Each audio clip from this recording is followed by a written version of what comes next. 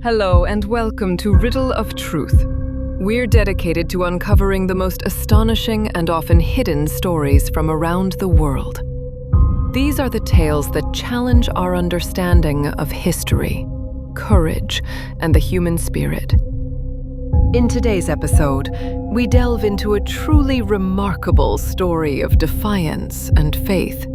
It's a story that seems almost impossible. A transgender woman who, against all odds, confronted the formidable leader of the Iranian Revolution, Ayatollah Khomeini. This is the journey of Maryam Khatoon Molkara, a woman whose courageous quest for identity not only changed her own life, but also carved out an unexpected legal space for transgender people within one of the world's strictest Islamic republics. Her story is a complex tapestry of personal struggle, religious conviction, and political upheaval. So settle in as we explore the surprising story of the woman who took her case to the very top.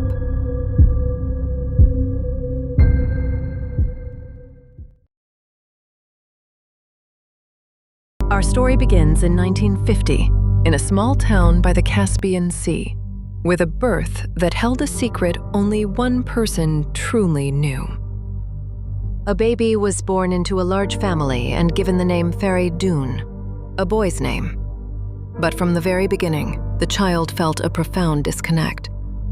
This wasn't a boy's soul in a boy's body. The signs appeared early. At just 2 years old, Feridun's mother found the toddler in front of a mirror, gently applying white chalk to their face, mimicking the makeup worn by women. It was an innocent act that foretold a lifelong struggle. The child would scream when forced into boys' clothes, rejecting them with every fiber of their being. They yearned for dolls, not boys' toys, and found joy in playing house and pretending to cook with the neighborhood girls. This deep-seated feeling of being in the wrong body was a nightly torment. Every evening, the child prayed fervently for a miracle, begging God to transform their body into that of a girl. But each morning brought the same heartbreaking reality. Life was complicated in other ways too. Feridun grew up in a massive family, the child of a wealthy landowner who had taken 8 wives. As the only child from his second marriage, their position was unique and perhaps isolating. As a teenager, the bullying was relentless. Mocked for acting like a girl, the dissonance between their inner self and outer world became a source of constant pain. They even fell in love with the neighbor's son, a secret affection they knew could never be realized.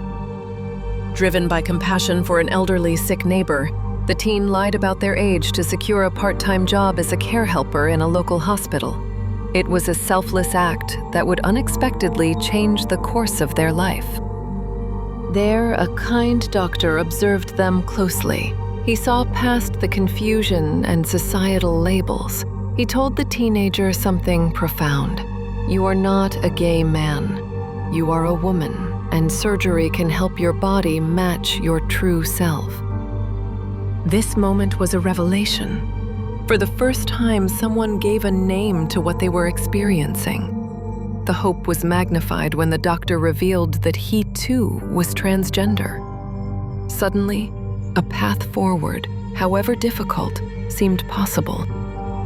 As a young adult, Feridun began to privately embrace a new identity. In her heart and mind, she was no longer Feridun. She was Maryam Katun Molkara.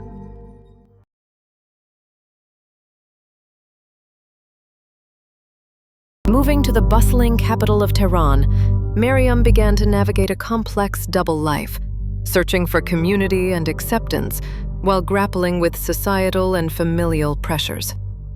Working at a beauty salon by day, Maryam explored Tehran's nightlife, a world where boundaries were more fluid. Though still presenting in men's clothes, she did so with a distinctively soft and womanly flair. Once wearing a striking black velvet suit adorned with red flames. One night, this unique presentation led to a moment of connection. Men in a passing car called out to her, "Sister," recognizing a kindred spirit. It was a small but powerful acknowledgement of her true identity in a world that largely denied it. She eventually moved to a poor neighborhood in Tehran, where she lived with a boyfriend for nearly 2 decades. Their relationship offered companionship, but was platonic. They never had sex, a testament to the complexities of her situation. Seeking acceptance, Maryam confessed her identity to her mother. The reaction was devastating. Her mother refused to accept it, loading her with guilt and deepening her sense of isolation from her own family. Rebuffed by her family and determined to align her body with her identity, Maryam took a significant step. She began taking hormone pills, which caused her to develop breasts. It was a physical manifestation of her inner truth, even as surgery remained out of reach due to cost, fear, and family opposition. Despite her changing appearance, she managed to get a job at Iranian TV, still using her male name, Feridun. It was a precarious existence. In pre-revolutionary Iran, homosexuality was a crime punishable by death. But the legal status of being transgender was dangerously ambiguous. Maryam was a devout Muslim. Her faith was not at odds with her identity. In fact, she believed it was central to it. She desperately wanted approval from religious leaders, believing a fatwa, or religious edict, was the only way to live safely and authentically as a woman in Iran. Her quest for legitimacy led her to the highest echelons of power.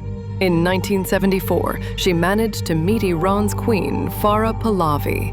The queen offered verbal support and encouraged her to start a support group for transgender people. But with the monarchy's growing instability, the initiative never materialized. Undeterred, Maryam turned her attention to a different kind of authority. In 1975, she penned her first letter to Ayatollah Ruhollah Khomeini, the powerful religious leader who was then living in exile in Iraq for his opposition to the Shah.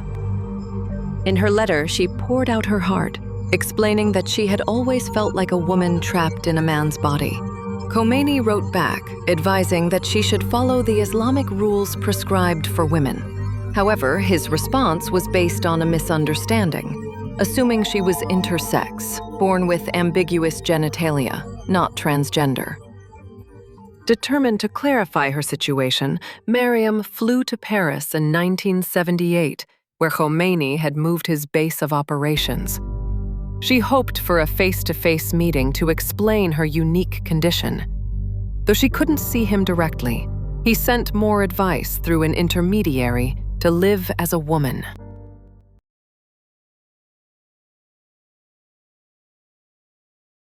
Just as Maryam was seeking a path to legitimacy, Iran was thrown into chaos. The 1979 Islamic Revolution would bring Khomeini to power, and for Maryam and others like her, it would usher in an era of unprecedented danger. In February 1979, Ayatollah Khomeini returned to Iran as the nation's new supreme leader. The hopes Maryam had placed in him were about to be brutally tested. The new regime, instead of offering clarity and protection, turned hostile. Under the new stringent Islamic laws, the ambiguity surrounding transgender identity vanished. It was conflated with homosexuality and deemed a corrupting sin. A wave of persecution began, with many queer people imprisoned in notorious jails like Evin, or even stoned to death by mobs. Maryam's life unraveled. She was promptly fired from her job at the now state-controlled television station. Her existence as a woman was no longer a private struggle, but a public crime. The state's cruelty was personal and invasive. She was forcibly injected with male hormones in a crude attempt to reverse her transition. When that didn't cure her, she was locked away in a psychiatric hospital, her identity treated as a mental illness. Her defiance in continuing to dress as a woman led to numerous arrests. She was thrown in jail repeatedly, a constant cycle of punishment for simply being herself. Life became a revolving door of prisons and persecution. Fortunately, Maryam was not entirely without allies. Her family's long-standing ties and the friendships she had cultivated with some religious figures proved to be a lifeline. Time and again, these connections helped secure her release from jail.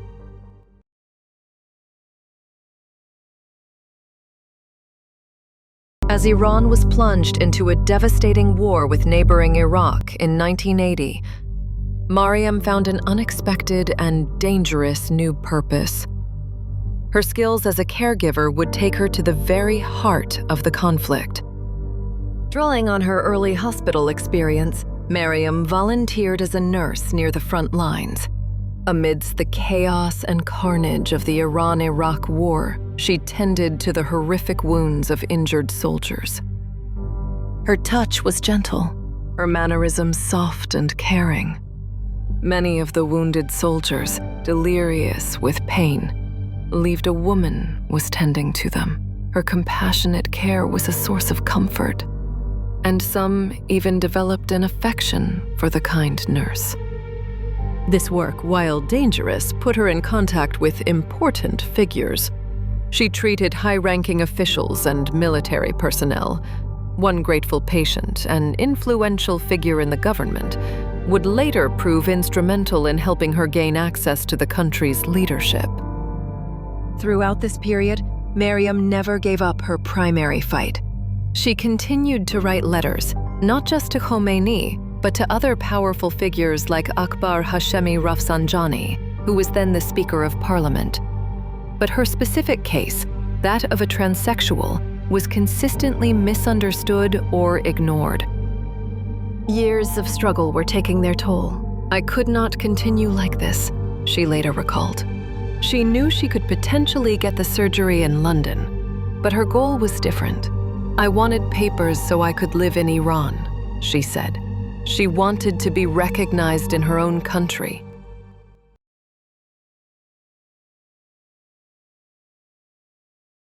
By 1987, Maryam's patience had run out. She decided on a final, desperate gambit, a plan so audacious it could easily get her killed. She would go directly to the home of Ayatollah Khomeini. She carefully prepared for this confrontation. To get past the initial security, she dressed as a man in a simple suit, her face covered by a bushy beard she had grown. She was ready to face her destiny. For protection, she carried a Quran, the holy book of Islam. Around her neck, she tied a pair of shoes. This was a powerful act in Shia tradition, a symbol of one seeking refuge and justice, echoing rituals of the holy day of Ashura. As she approached the heavily armed compound in North Tehran, the guards intercepted her. Seeing a strange figure behaving unusually, they reacted with brutal force. They beat her severely, knocking her to the ground as blood began to pour from her body. Just as it seemed she would be beaten to death, a figure emerged from the compound. It was Hassan Pasandide, Ayatollah Khomeini's brother. He saw the commotion and yelled at the guards to stop, saving her from the violent assault. Hassan Pasandide brought the bloodied figure inside his house. Despite her tall, strong build, Maryam collapsed, crying and screaming hysterically in a desperate plea to be understood. "I'm a woman. I'm a woman." The guards, now suspicious, thought the thick band around her chest might be concealing a bomb. In a moment of sheer desperation and defiance, Maryam tore open her shirt and ripped off the binding, revealing the breasts she had developed from years of hormone therapy. The guards and family members were stunned into silence. The women present, understanding the situation, reacted with compassion. They rushed to cover her with a chador, the traditional black cloth worn by devout Muslim women. acknowledging her identity in a powerful, symbolic gesture. The commotion brought Ayatollah Khomeini's son Ahmad to the scene. He listened intently as Maryam, now covered and somewhat calmer, told her story. Moved by her plight and her decades of suffering, Ahmad began to cry with pity. Ahmad and Hassan made a momentous decision. This person deserved to be heard by the highest authority. They arranged for Maryam to be taken to see the Ayatollah himself. In the Ayatollah's living room, the meeting finally happened. But the ordeal had been too much. Covered in her own blood, overwhelmed by fear, pain, and the enormity of the moment, Maryam fainted at the feet of the supreme leader. She awoke in a nearby hall to the sound of Khomeini's booming, angry voice. He was berating his staff and guards. "How could you hurt someone who came for shelter?" he thundered. "This person is God's servant." Khomeini, like many at the time, was not well versed in the specifics of transgender identity. He turned to 3 doctors who were present and asked them to explain. "What is the difference between people with both parts and transsexuals? What are these difficult neutrals?" he inquired. Then it was Maryam's turn. She recounted her entire life story: the childhood prayers, the bullying, the longing, the persecution. The Ayatollah listened patiently to every word. Reflecting on that moment, Maryam later said it felt like paradise. "The air, the time, and the man were paradise for me," she explained. "I felt from then there would be light. After decades of darkness, she finally saw a glimmer of dawn."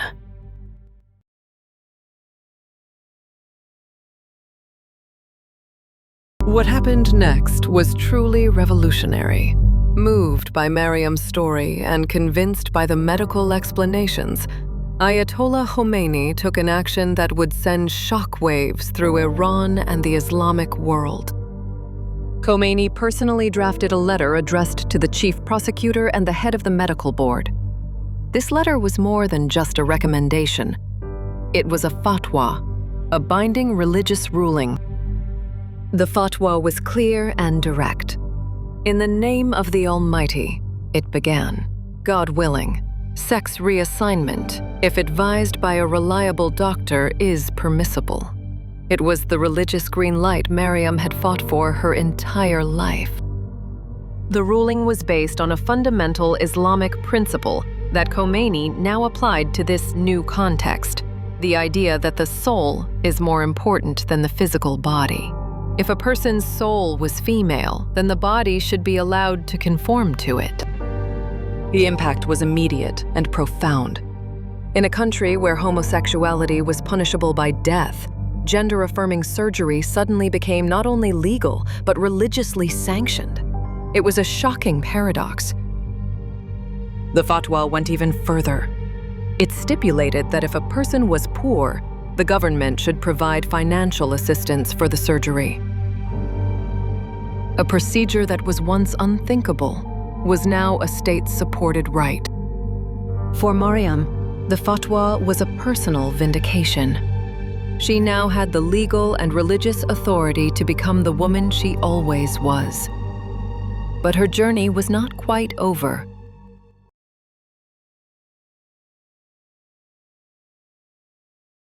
The fatwa opened a door, but the path it revealed was fraught with both progress and peril. Maryam's victory created a unique and often contradictory reality for transgender people in Iran. Maryam did not rush into surgery. It took another decade, until 1997, for her to finally undergo the procedure. Citing a lack of confidence in local doctors, she chose to have it done in Thailand, with the cost covered by the Iranian government. After her surgery, Maryam was finally able to live fully as the woman she was. She found love and married a man named Mohammed, embracing a life that had once seemed impossible. Maryam's fight didn't end with her own happiness. In 2007, she founded the Iranian Society to support individuals with gender identity disorder. It was the first and only legally recognized organization for transgender advocacy in the country. Her organization provided crucial support, offering financial aid for surgeries, educating the public, and fighting for better medical care. Maryam became a tireless advocate, a mother figure to a new generation of transgender Iranians. Her work was not without danger. She often went to police stations to secure the release of arrested trans people, only to be beaten or have stones thrown at her car by hostile crowds outside. The threat was so severe that 2 guards were assigned to watch her home. Ironically, the fatwa turned Iran into an unlikely global center for gender-affirming surgery. One Tehran surgeon reported performing over 320 operations in 12 years, more than in many European countries combined. People even traveled to Iran from abroad for the procedure. Crucially, after surgery, transgender individuals could legally change their birth certificates and all official documents to reflect their correct gender. This was a vital step towards full integration into society. However, the new legal framework had a dark side. Some officials and families began to see surgery as a cure for homosexuality. Gay and lesbian individuals were pressured into undergoing irreversible operations they did not want, simply to conform to heterosexual norms. Legal acceptance did not erase social stigma. Hate and danger remained a daily reality. Horrific stories emerged of families burning their children with hot water, or even attempting to kill them upon learning they were transgender. The quality of care was also a major issue. Maryam herself once stated that Iranian surgeons were unbelievably behind international standards. Many surgeries went wrong, leading to chronic pain, infections, and other devastating complications for patients. Despite the challenges, Maryam Khatoon Molkara lived out her remaining years as a strong, pretty, and formidable middle-aged woman. She was a beacon of hope and a fierce protector for her community. Maryam's incredible journey came to an end in 2012 when she passed away at the age of 62. She left behind a legacy of unparalleled courage and activism. Her brave confrontation with the Ayatollah fundamentally changed the landscape for transgender people in Iran. She brought about a legal and religious revolution, born from her own personal struggle for dignity. Yet, Maryam's story also serves as a poignant reminder that legal change is not the final step. The full light of acceptance and safety that she hoped for is still waiting to dawn for many in Iran and around the world. Her fight continues. Thank you for joining us on Riddle of Truth for this incredible story of faith, identity, and defiance. Maryam Katun Molkara's life is a testament to the power of one individual to challenge the impossible and create change.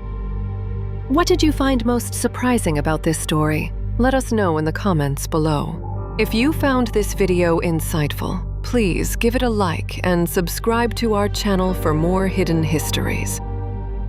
Your support helps us continue to bring these important stories to light. Until next time, stay curious and keep questioning the riddles of our shared past. Goodbye.